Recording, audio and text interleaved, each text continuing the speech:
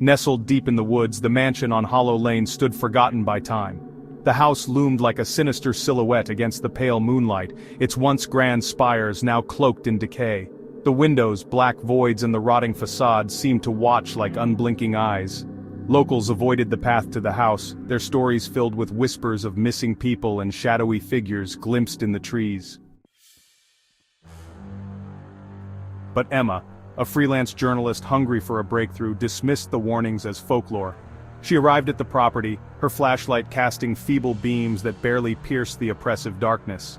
The air grew colder as she stepped inside. Dust blanketed the grand staircase and furniture, the remnants of a life left abruptly behind. A grandfather clock stood frozen at midnight, its pendulum eerily still. Emma's breath condensed in the icy air as she moved deeper, her footsteps echoing unnaturally in the suffocating silence. A feeling of being watched prickled at the back of her neck, but she pressed on, her resolve fueled by the prospect of uncovering the mansion's secrets. In one of the upstairs bedrooms, she discovered a box of faded photographs. They showed a family of 4, the parents' faces blurred as though smudged by an unseen hand, but the 2 children's wide eyes stared directly at Emma, as if pleading. As she examined the photos, the faint sound of a child's laughter drifted through the corridor. Her stomach knotted and she called out, but only silence replied. Clutching the photographs, she turned to leave, but the door had shut on its own.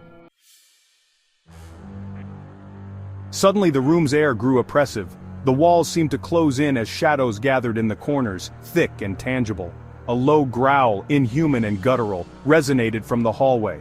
Emma froze, her flashlight flickering as though the darkness were alive, feeding on the light. She scrambled for the door, her trembling hands fumbling with the knob until it finally gave way.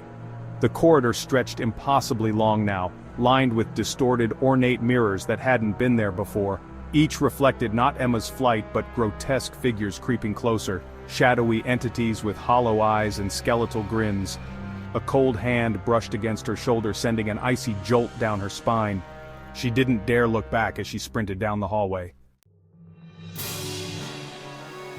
The staircase she had climbed earlier now seemed endless, its steps spiraling downward into an abyss. Emma's panicked breaths echoed as she descended, her flashlight dimming with each step. Whispers surrounded her, growing louder, chanting her name in a distorted chorus. She finally reached the bottom, but the front door was gone, replaced by a solid wall.